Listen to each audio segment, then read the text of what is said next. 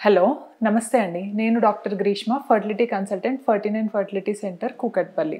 ఈరోజు మనం మిస్‌క్యారేజ్, అది కూడా ఫస్ట్ ట్రైమెస్టర్ మిస్‌క్యారేజ్ అనమాట. అంటే మొదటి 3 నెలల్లో మిస్‌క్యారేజ్.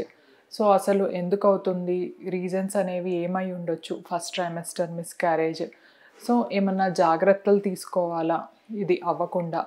సో ఈ విషయం గురించి మాట్లాడుకుందాం. మనకి ఒకటి అంటే గుడ్ న్యూస్ ఏంటి అంటే, మనకి మిస్‌క్యారేజ్ ఒకసారి అయిన తర్వాత నెక్స్ట్ బేబీ లైవ్ బర్త్ వచ్చే ఛాన్స్ నార్మల్‌గా మనకి 80% వరకు ఉంటుందన్నమాట. సో మనం నార్మల్‌గా ఒక మిస్‌క్యారేజ్ అయిన తర్వాత వరీ అవ్వాల్సిన అవసరం ఏం లేదు.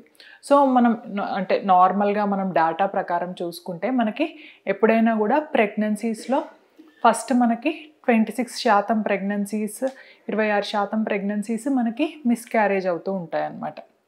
దాని తర్వాత కూడా అంటే మనకి బయోకెమికల్ ప్రెగ్నెన్సీస్ జస్ట్ ఇంప్లాంట్ అయినట్టు అయ్యి, అంటే యూపీటీ పాజిటివ్ వచ్చి ఆ తర్వాత మనకి మిస్‌క్యారేజ్ అవ్వడము. సో అట్లా మనకి యూజువల్‌గా 26% అయిపోతాయి అన్నమాట.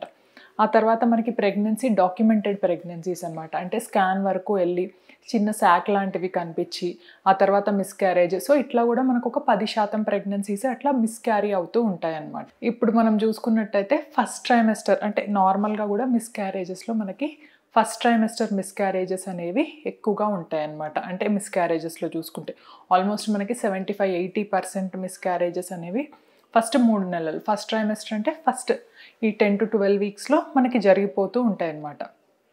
సో రీజన్స్ ఏమై ఉండొచ్చు ఇట్లా ఫస్ట్ ట్రైమెస్టర్ మిస్‌క్యారేజెస్‌కి అంటే, ఇంకొకటి మనం తెలుసుకోవాల్సింది, అర్థం చేసుకోవాల్సింది ఏంటి అంటే, మనకెప్పుడైనా ఒక 2 సార్లు మిస్‌క్యారేజ్ అయ్యింది ఫస్ట్ ట్రైమెస్టర్ మిస్‌క్యారేజ్ అంటే, నెక్స్ట్ లైవ్ బేబీ వచ్చే అవకాశాలు మనకి ఆల్మోస్ట్ 75% ఉంటాయన్నమాట.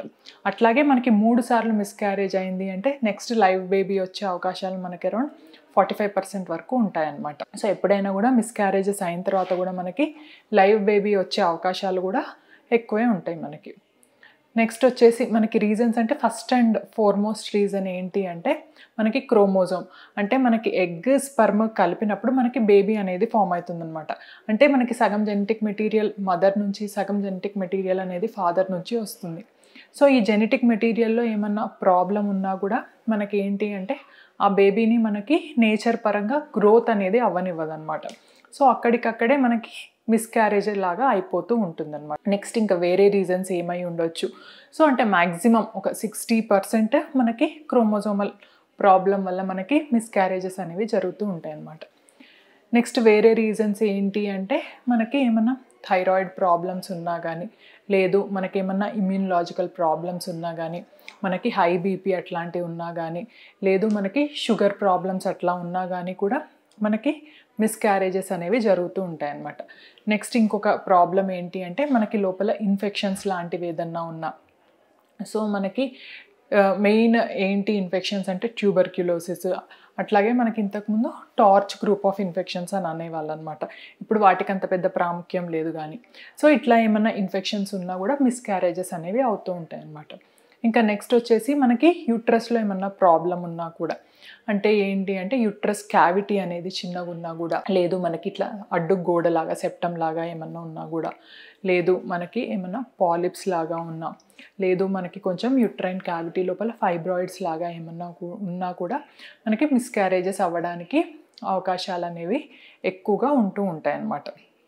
మరి ఎట్లా తెలుస్తుంది మనకి మిస్‌క్యారేజ్ అంటే అవ్వడానికి అవకాశాలు అంటే ఎక్కువగా ఉంటాయి, సిమ్టమ్స్ ఏమన్నా ఉంటాయా అంటే ఏంటి అంటే, మనకి నార్మల్‌గా మిస్‌క్యారేజ్ అంటే ఎక్కువగా ఎప్పుడు ఛాన్స్ అంటే, మనకి పెయిన్ లాగా కింద పెయిన్ వచ్చినప్పుడు, పెల్విక్ పెయిన్ కానీ, చిన్న క్రాంప్స్ లాగా స్టార్ట్ అయినప్పుడు, first and foremost important symptom అంటే బ్లీడింగ్ లాగా స్టార్ట్ అవుతుందన్నమాట. అంటే కొంచెం బ్లీడింగ్ వస్తే కంపల్సరీ అవుతుందని కాదు కానీ, అవ్వడానికి అవకాశాలు ఎక్కువగా ఉన్నాయన్నమాట. సో ఫస్ట్ బ్లీడింగ్ తోటి స్టార్ట్ అవుతుందన్నమాట. లేదు కొంతమందికి ఏంటి అంటే అసలు సిమ్టమ్స్ ఏమి ఉండకపోవచ్చు. స్కాన్‌లో ఏంటి అంటే ఒకసారి శాక్ కనిపిస్తుంది. ఆ తర్వాత నెక్స్ట్ స్కాన్‌లో మనకు అసలు మొత్తం నీట్‌గా అయిపోతుందన్నమాట. అంటే శాక్ అదంతా కూడా వెళ్ళిపోవచ్చు అనమాట. అంటే అసిమ్ప్టమాటిక్ రూపంలో కూడా మనకి మిస్క్యారేజెస్ అనేవి ఉండొచ్చు అనమాట. సో ఇట్లా మనకి అందుకే ఎప్పుడైనా కూడా మనకి ఫస్ట్ ప్రెగ్నెన్సీ వచ్చింది అన్నప్పుడు చిన్న ప్రాబ్లం ఏదన్నా ఉన్నా కూడా, అంటే కొంచెం బ్లీడింగ్ అట్లా ఉన్నా కూడా లేట్ చేయకుండా వెంటనే మనం డాక్టర్ని సంప్రదించాలన్నమాట. సో దీనివల్ల మనకి ఇంకా వేరే అంటే టాబ్లెట్స్ కానీ, ఇంజెక్షన్స్ కానీ, హార్మోనల్ సపోర్ట్ కానీ ఇవ్వడం అనేది జరుగుతుందన్నమాట. ఇంకొక ఇంపార్టెంట్ ఏంటి అంటే, కొంతమంది అనుకుంటూ ఉంటారనమాట, ప్రెగ్నెన్సీలో కొంచెం అంటే రెస్ట్ ఎక్కువ తీసుకోలేదు, అంటే స్ట్రెస్ ఎక్కువ పడ్డాను, ఇంకొకటి ఏంటి అంటే పనులు ఎక్కువ చేశాను, దీనివల్ల అయ్యి ఉండొచ్చు మిస్క్యారేజ్. సో నార్మల్గా ఏంటి అంటే అది మనం చేసే పనుల వల్ల కానీ దానివల్ల అంటే మిస్క్యారేజెస్ అవుతుంది, దానికి యూజువల్గా మనకి సంబంధం అనేది ఉండదన్నమాట. అంటే అది మన రీజన్ కాదు, అంటే మనం ఏదో చేయడం వల్ల మనకి మిస్క్యారేజ్ అయ్యింది అని కాదు, రెస్ట్ ఎక్కువగా తీసుకోవడం వల్ల మనకి అంత ప్రెగ్నెన్సీ కంటిన్యూ అవుతుందని కాదనమాట. సో ఇట్లా చెప్పినట్టు మనకి వేరే ఏమన్నా అంటే బేబీలో ప్రాబ్లం ఉన్నా కానీ, మన బాడీలో ఏమన్నా ఎన్విరాన్మెంట్ సరిగ్గా లేకపోయినా కానీ, ఇన్ఫెక్షన్స్ ఉన్నా కానీ, సో అది మన లోపల ఏమన్నా ప్రాబ్లం ఉంటే అది మనకి మిస్క్యారేజ్ లాగా ప్రజెంట్ అవ్వచ్చు అనమాట. So first and foremost thing మనకి మిస్క్యారేజ్ అంటే, ఆ తర్వాత ఒక మిస్క్యారేజ్ అయ్యింది అంటే నెక్స్ట్ మనం లైవ్ బేబీ అవ్వడానికి అవకాశాలు ఎక్కువగా ఉన్నాయి. లేదు 2 మిస్క్యారేజెస్ అంతకంటే ఎక్కువ అయినాయి అంటే వెంటనే డాక్టర్ని సంప్రదించి ఏమన్నా ప్రాబ్లం ఉందా, ఎందుకు అంటే ఇంతకుముందు చెప్పినట్టు ఈ ప్రాబ్లమ్స్ అన్నీ కూడా మనం క్లియర్ చేసుకొని ముందుకెళ్ళొచ్చు అనమాట. సో అట్లా మనం రూల్ అవుట్ చేసుకొని మనం ముందుకెళ్తే మనం ప్రెగ్నెన్సీతో వెళ్ళే అవకాశాలు చాలా ఎక్కువగా ఉంటాయి అన్నమాట. థ్యాంక్ యూ అండి.